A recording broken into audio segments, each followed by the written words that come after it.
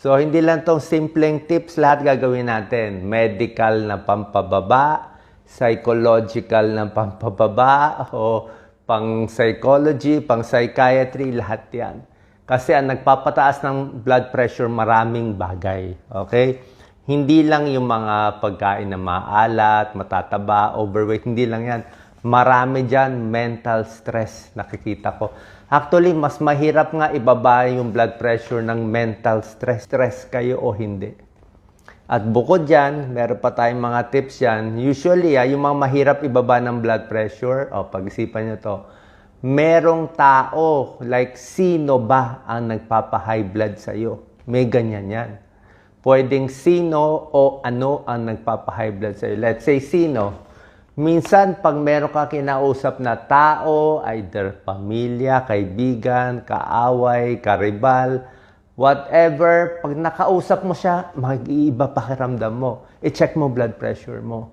Check mo blood pressure afterwards. Pag tumaas, so yung taong yan, tandaan mo na, pampa-high blood yan sa'yo. Every time makikita mo siya, check mo yung blood pressure, tataas yun. Ibig sabihin, alam ng BP mo yung pakiramdam mo sa kanya. Meron naman pagkakataon na feeling mo, napagod ka, na-stress ka, may kinausap ka, nag-ayos ka ng problema na ibang tao, kala mo stress ka, pero pag chinek mo ang BP mo, normal naman, o 120/80. So, hindi ka talaga stress nun. The point is, alam ng BP mo kung stress ka or hindi. Minsan naman, ang maganda dito, meron din namang mga tao at bagay na pampababa ng blood pressure mo. Okay? Tao, baka favorite mong anak, favorite mong apo, o girlfriend, o partner mo, o kaibigan mo, nakakababa ng blood pressure mo. Actually, mga aso, mga pusa, may pag-aaral yan, ha? Alagaan mo lang yung pets. Okay? Meron kang favorite na aso, after 15 minutes, check mo yung blood pressure mo. Biglang bababa siya. So, malaking bagay ang psychological na pampababa ng blood pressure. Bigyan ko na kayo lahat ng tip. Pakinggan nyo lang to, bibilisan natin. Let's say sa overseas worker, di ba? Siyempre, pag gumawa tayo ng video, gusto ko talaga may pakinabang sa inyo eh. Kaya pag marami lumalapit sa akin, Doc, very helpful ang video mo. Siyempre, helpful. Kasi iniisip ko yung sarili ko na dun ako sa shoes ninyo, na nasa mga sitwasyon ninyo na walang pera, nasa probinsya lang, gusto lang bumaba blood pressure para maka-abroad, para gumaling, para humaba ng buhay. Kaya, simple mo na gagawin natin. Let's say, overseas worker. Pag high blood ka, bagsak, di ba? Walang pera, walang trabaho. Kung hindi ganun kataas ang blood pressure mo, ganito gagawin mo. Pag kukunan ka na ng BP, upo ka lang sa silya, bagsak mo yung katawan mo. Tapos, bawal magsalita. Bawal magsalita, bawal gumalaw. Walang galaw, walang salita. Kaya lang, relax ka lang. Bawal mag-cross legs, Bawal lahat yan, nakaka-high blood yan. Tapos, hinga lang malalim. Yan lang, mabagal lang, slow lang. Tapos, isip ka lang ng isang bagay na luma. Ayan, relax ka lang, 2 minutes, 3 minutes. Tapos, kukunan ka ng BP. Huwag lang gagalaw, hayaan mo lang siya. Lambot mo lang yung kamay mo. Lambot lang, bagsak lang. Pag check niya, sure ako mas mababa yan. Mas mababa yan ng 10 to 20 points. Pero, kung talagang high blood ka na, syempre, uminom ka muna ng gamot. Pwede naman yun, di ba? Inom ka muna ng gamot. Pero pag chine-check na kasi, dapat upo lang, relax lang. Yung iba kasi, sobra likot, di ba? Daldal ng daldal, galaw ng galaw. Ayan, pag chinek, high blood, dito lang maka-abroad. Kasi nga, in-stress mo sarili mo. So, yan ang isang technique. So, very relaxed, deep breathing, no talking. Pagdating sa maintenance medicine, ganito. Ang normal BP, 120/80, correct? Tapos, ang mataas na BP, 140/90, mas mataas. Pero, hindi lahat ng 140/90 masama.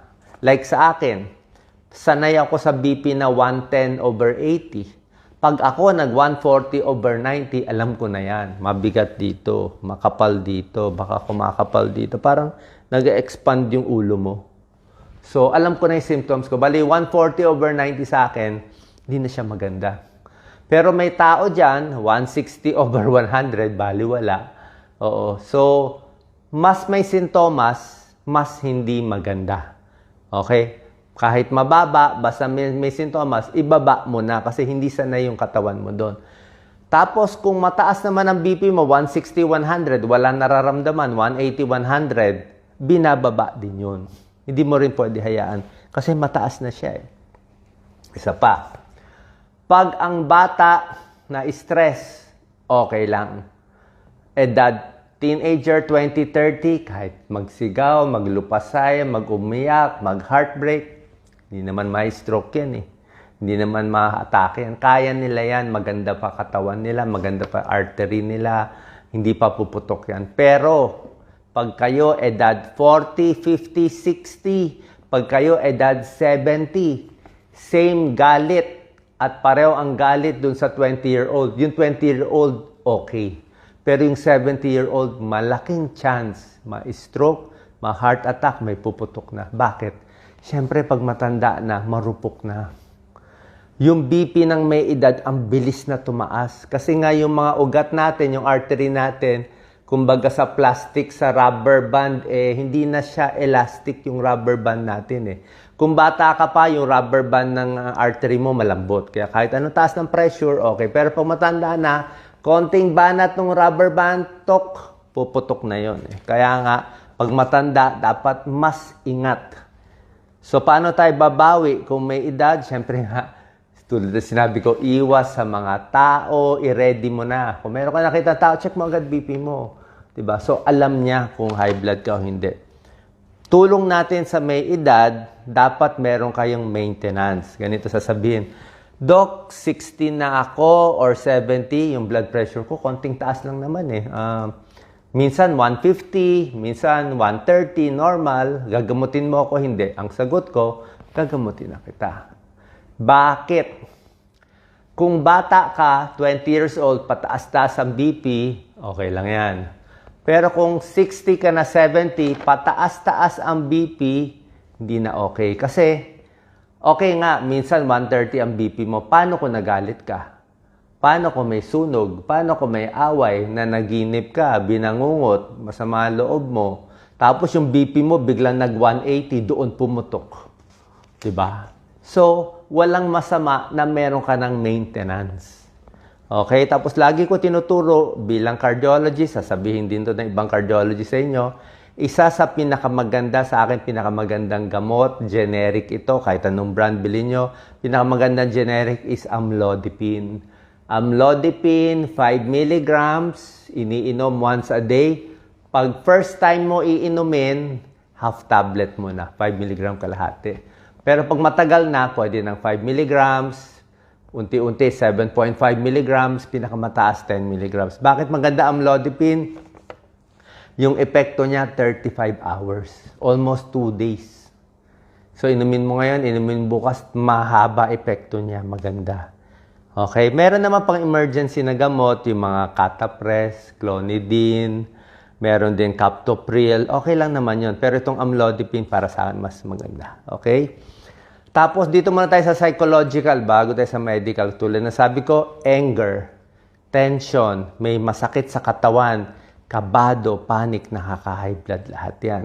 Kaya minsan, pag ang tao na-o-obsess, ito, maraming tatamaan sa inyo, may tao, ang high blood niya, nervyos. Okay, chinek niya BP niya. Tumaas, 130 over 100, natakot siya. Dahil natakot siya, na high blood siya lalo, 140 over 100. Chinek niya ulit, tumaas, naging 150. Chinek niya ulit, naging 160. Hindi na yan bababa. Kahit buong gabi, i-check niya every 30 minutes, hindi na bababa. Bakit? Na ano na yung utak niya, na parang nasira na, nakita, parang na-obsess na siya doon sa kaka-BP. Ang technique dyan, walang blood pressure, huwag ka mag-BBP, umupo ka lang dyan, magpahinga ka, makinig ka ng music, manood ka ng teleserye, tapos kinabukasan, bago ka mag-check. Ganun yun. Yung mga obsess. So, may high blood dahil sa obsession and stress lang. May high blood dahil sa galit. Okay? So, yan ang mga emotional cause. Paano pa natin aalisin yung emotional? Pag ang BP ayaw bumaba, Minsan mental yan eh. Ganito, ito technique ni Doc Lisa. Maganda tong technique niya. Sabi ni Doc Lisa, parang psychiatrist niya si Doc Lisa eh. 3 ang itatanong mo. Yan, tatamaan tayo lahat dito. 3 yan. High blood, ay bumaba. 3 tatanong mo. Number 1, may problema ka ba sa pera? Pag kulang sa pera, may utang, may malaking away sa pera, high blood talaga yan. Sigurado tataas blood pressure mo. Number 2, may kaaway ka ba sa trabaho? Matatanggal ba sa trabaho? May problema sa trabaho. Number 3, may kaaway sa pamilya. Okay? May inis, may issue, may lupa, may mana, lahat yan. May sama ng loob. Nakaka-high blood yan, 3 yan. Diba? Yang 3. So, pag alam mo yun ang cause, anong gagawin nyo? Dapat maikwento mo. Parang nana eh. Kung may nana dito, kailan lumabas yung nana. So, yung galit mo, ipakwento mo, ba't ka ba galit dito? Ano problema sa pera? Ano problema sa trabaho? Kung mahanapan mo na solution, better. Pero kung walang solution, at least ikwento lang niya yung sama ng loob niya. Tapos, wag na wag mo siya kokontrahin. Bawal mo sabihin, kasalanan mo yan eh, mali ka pala eh, ikaw yung swapang eh. Hindi pwede ganyan. Lalo siya ma-high blood, di ba? Dapat, tahimik ka lang. Kung mali ang sinasabi niya, siya ang may kasalanan, wag ka na lang magsalita. Kung tama siya, ayunan mo siya. So, positive lang sa kanya or neutral ka lang. Hayaan mo yung unload niya, mamaya, bababa na yung blood pressure niya.